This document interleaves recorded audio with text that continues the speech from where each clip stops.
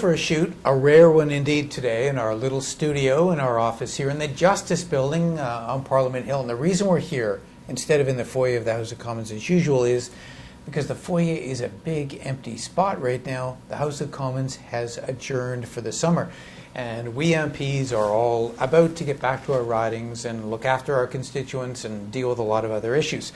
So we're in a shoot here today in the studio, but I have a special guest, a guy I want you to meet, Alex Atamanenko. And Alex is a New Democratic Member of Parliament for BC Southern Interior, right? That's right. First, tell us a little bit about the makeup of your riding, Alex. It's actually quite a large riding, Garth. In the western and eastern part, we have communities of Nelson, Castlegar Trail.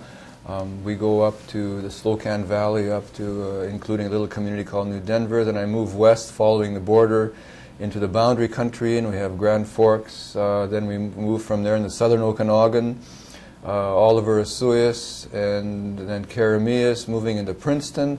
And we actually finish at the east gate of Manning Park, and I go right up to Big White, the ski area, which is in my riding, just bordering Kelowna. That's a big area. It's a big one, yeah. Now, in terms of BC politics, it's always fascinated me. I mean, it's a very unique sort of political environment. But the New Democrats have actually done quite well for some period of time. You guys have a strong showing from BC. What is it, do you think, that resonates with BC voters about your party?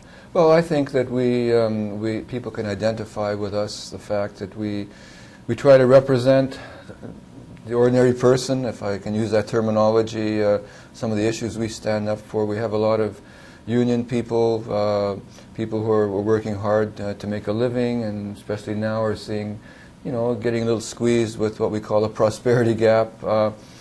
Just that traditional being there on behalf of those people who are in, the healthcare profession, others, seniors. We try to be there, standing up for them. And in my area, traditionally has been in the Democrat, although the last while there has been the populist surge with the Reform and Alliance movement, and now hopefully we'll continue to have it to represent those folks there. Alex, I know you're agriculture critic for your party, but there's another issue that you're pretty passionate on, and it's about getting a hand up for our school boards. Sure. And you've talked to me about this GST rebate situation. Yeah. Do you want to describe the issue? Well, actually, I must say I'm a little biased because I'm a former school teacher. So I have been in the system.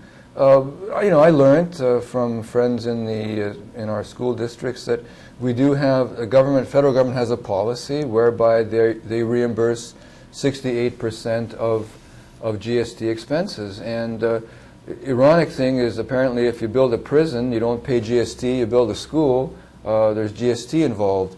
So my private member's bill, a very humble bill, I guess, is just to say, well, this shouldn't happen. We should have our school boards across the nation being reimbursed 100% for any GST they pay. And this is nothing new. I think Mr. Bruce Davis, who represents the Toronto and District School Board, has been at this for a long time, as have other people throughout the country trying to get this into place. I think it's a win-win situation. In times, I know in our province in BC, our schools are strapped for cash. The school boards are trying to find out, how do we cut a few corners. A few more $1,000 could buy an extra computer, could put an aide in the classroom. Every little bit helps. And for the amount that it would cost, I guess the calculation is $185 million a year would be all. And when you put this in perspective of the defense spending and other money that I don't want to say throwing away, but that the other priorities that we have, really, it's not a lot, and it's certainly. It's for the future. It's for our kids, basically. Yeah. Do you have much support among MPs in your own party and other parties? Well, I'm sure. All of the MPs in my party support this. I would be almost certain to say that all members of Parliament would support an initiative like this. It's nothing to do with party politics. It's all it has to do is with getting a little break for our schools. And I would hope that there will be enough interest expressed on behalf of Canadian citizens to all members of Parliament, so somehow we can get our government just to slip it into their budget.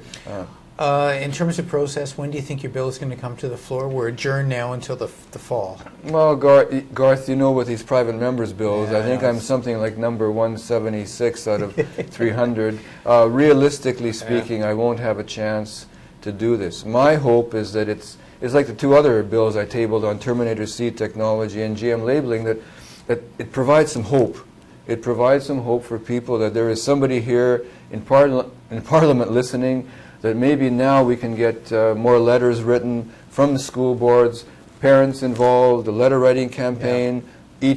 I believe each member of Parliament in the country should be contacted if people are interested in this, so that when we come back, you know, we could say that you and others have been contacted, and maybe then, you know, the government can decide, well, look, we'll do it. We're getting a new budget. Let's put it in. You're just trying to turn things into an issue, right, that then gets dealt with.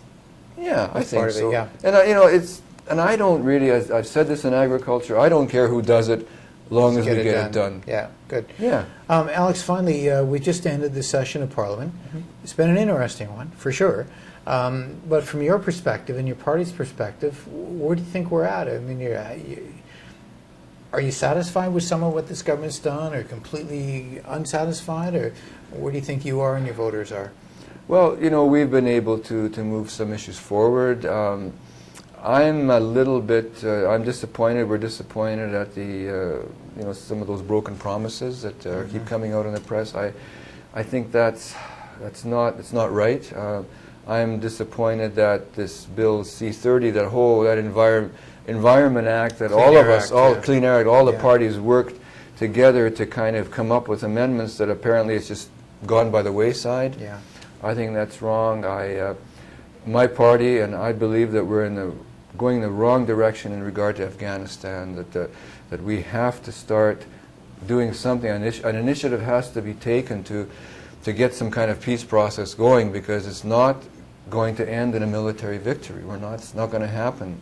And Canada could be taking a lead role in spearheading something, and at least getting all sides talking, involving some of the stakeholders, so that we can have an end at least to the conflict, so that we can continue providing that good work that our forces are now doing, that reconstruction work that is it's impossible in many cases because of the situation. Yeah, and we all support the troops, of course. Well, of course we do, and you know, I'm a former military officer. I understand that.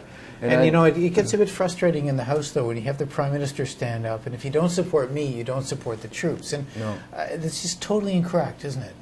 Our military is very professional, and I know, because I've been in the military and I've had lots of contact with them, and they're doing a good job under the best of circumstances. It's up to us as representatives of the people to provide direction. And my feeling and the feeling of my party is that direction that's being provided now is wrong. That we have to get back to that peacekeeping role, we have to get back to the mediator role, and we have an opportunity. We have an opportunity right now to get people on board, to stop, to get a ceasefire, to get some kind of a conflict. You know, they said it couldn't be done in Ireland. You know, they said we couldn't negotiate with a terrorist IRA. We have peace in Northern Ireland now, and that's our responsibility. As a country, we have to start taking a lead in this area and demonstrating to the world that that's who we stand for, and not just following along with the American geopolitical politics and position that they're taking. All right. Alex, thanks for taking some time to be with us. We appreciate that. My pleasure. And thank you very much for watching MPTV. Now, over the next few months, we'll be bringing you a little bit different programming, because a lot of MPs are going to be back in their riding. So MPTV will be on the road. We'll bring you more on that. Thanks for watching.